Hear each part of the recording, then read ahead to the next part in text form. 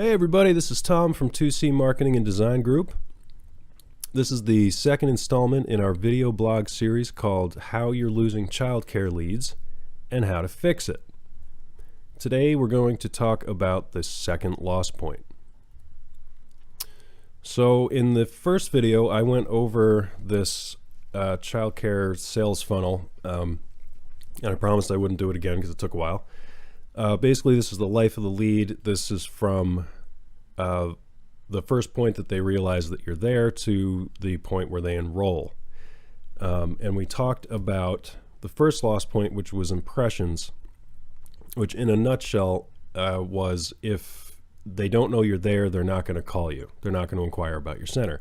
And we talked about how to fix that. Excuse me. Today, we're going to talk about the second loss point, which happens after impressions, but before they actually contact your center or, just inquire, fill out a form, whatever. So basically that means that the impressions are out there. People know you exist. They know you're a childcare center, but they're not calling you. So we're going to talk about why that can happen. Okay, so let's get started. So how can you lose them? Well, same old, same old. This day and age, it's not enough to just be a nice, good, solid, average center. Unless you are the only childcare center in your area, which good for you. I don't know who you are, probably for a reason, because you don't need me.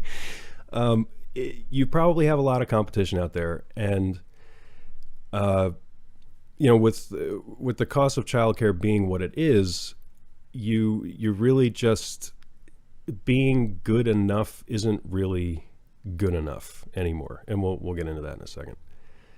How else can you lose them? Wrong people, wrong time. So remember, your impressions are out there. People are seeing you. It's the wrong people that are seeing you. The people who are looking for you or who are going to be looking for you aren't finding you, or they're finding you at the wrong time. And I'll get into that in a second. How else can you lose them? No reputation or bad reputation. So this is the age of reviews, online reviews, testimonials, these things. People are used to seeing this stuff. You can have the coolest website in the world. It can say exactly what you want it to say, but you're saying it. People want to know what other people have to say about you. Excuse me. So well, we're going to talk about it, but you need the testimonials, you need the reviews, or if you have a bad reputation, if you have reviews but they're all bad, well, you need to deal with that, and I'm not going to get too far into that either. Okay, so how do you fix this? So same old, same old. Differentiation and pain points. We're going to talk about differentiation first. So you have to decide what it is that sets you apart from your competition. What's your niche? Or if you don't necessarily have a niche, what is it that you're doing differently and or better than the people down the street?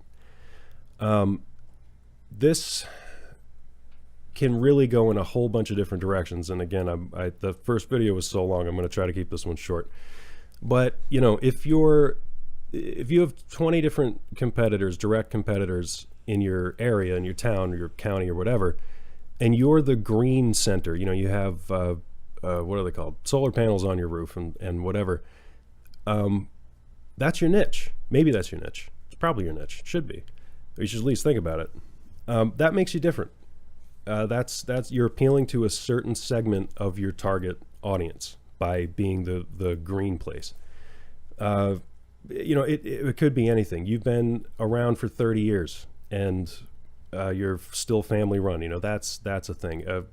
Whatever it is that makes you different or you do better, if you have different programs, anything. I mean, you really have to, sit down and really think about that.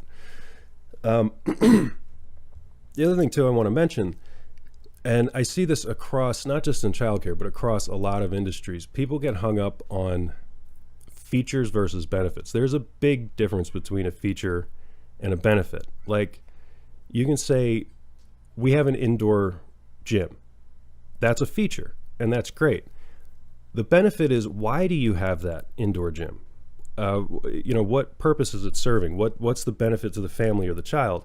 Is it part of your curriculum that you believe play is a big part of learning, and you're in Minnesota and you're buried under 20 feet of snow and you can't get outside all the time, so you have an indoor gym? That's the benefit of having, the indoor gym. Really think about that in your materials and in your messaging. Don't just say, well, we have a security system. Why do you have a security system? I mean, that's probably a bad example. You have a security system because you're a child care center and you need one. Go through what it is that you're offering and why you're offering it. Tell people why you're offering it. The other point I wanted to make, when you're talking about competition, try not to have such a narrow view about it either. Your competition is not just your direct competition. It's not just the people down the street that are doing exactly what you're doing. In the truest sense of the word, competition is anything that affects your bottom line. It's anything taking money out of your pocket or taking enrollments out of your center, which is the same thing. That said, grandma is your competition. She's taking money out of your pocket. Maybe not your grandma. I don't know. If your grandmother's taking money out of your pocket, maybe you need to sit her down. I don't know. That's personal. That's between you and her. What I'm saying, my point, I don't know how I started talking about that. What my point is if kids are staying home with grandma and not coming to your center, she is your competition. So you have to think, how do you position yourself to position your messaging to deal with that? And you get into, instead of point of differentiation, instead of saying, we're better than grandma, or we're better at parenting than you are, so don't quit your job and stay home. And in fairness, you might be better at parenting than they are, but you're not going to win that. You're not going to win them over with that. You get into, instead of point of differentiation, point of parity. We are an extension of your family. We take your parenting, I don't know, whatever, however you parent, into consideration excuse me, when we're watching your child. And here's why it's a little bit better to come to a center rather than home-based, because we're trained, we have a curriculum, we have a this, we have a that. I'm just saying, I'm bringing this stuff up just to kind of get you thinking about competition, like things that people are thinking when they're thinking about not coming to your center, or not coming to any center, really, for that matter. The anxiety maybe that they have leaving their infant in your infant room. Think about that, instead of just saying, like, we're the best thing, we have a big playground. That's great. You're going to get some people with that. But what are the other issues that you're going to have to deal with? Oh, sorry, pain points. This ties in with differentiation too. Do you meet a pain point? Do you have flexible scheduling? Not everybody works 9 to 5. Are there a bunch of factories in your town? Are you next door to a big hospital? People work the midnight shift. Are you a 24-hour childcare center? That's a huge pain point. If people don't have someone to watch their kid overnight, they need a place to bring their kid. That's a pain point. Are you cheaper than the place down the street, but just as good? Are you near public transportation? Can people park in your parking lot and get on the train and get to their job? That's a pain point. Or are you on the way to a major highway or something like that, conveniently located, whatever. And don't just say conveniently located. Explain why you're conveniently located.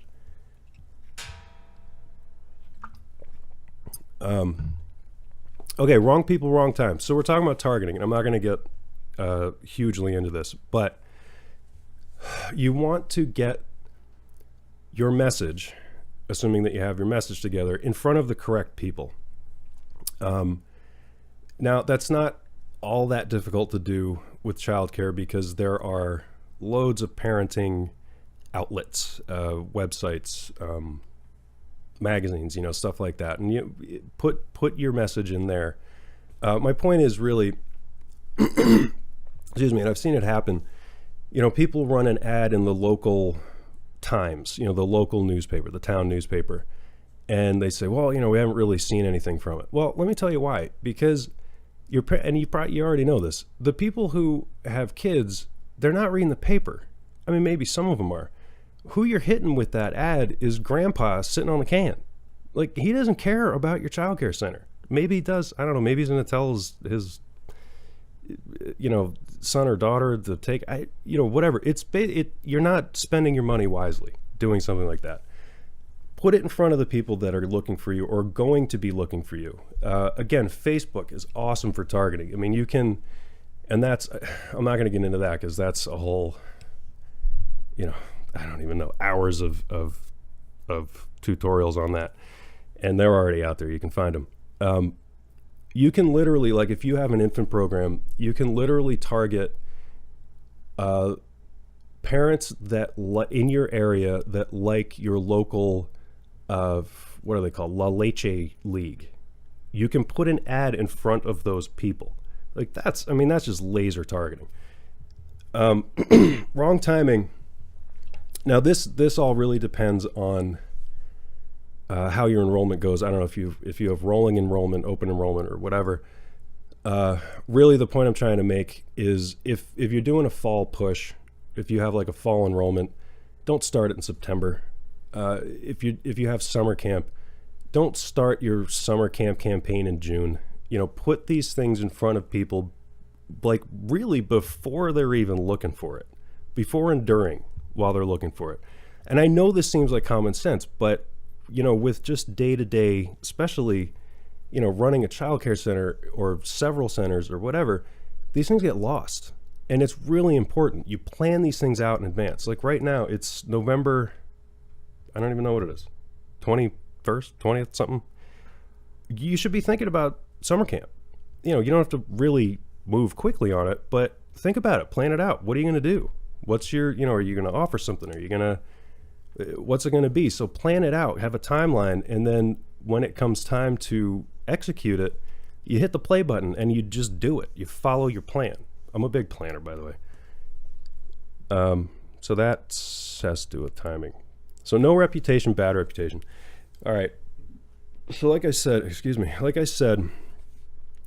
is the age of reviews, testimonials. People want to know what other people are saying about you.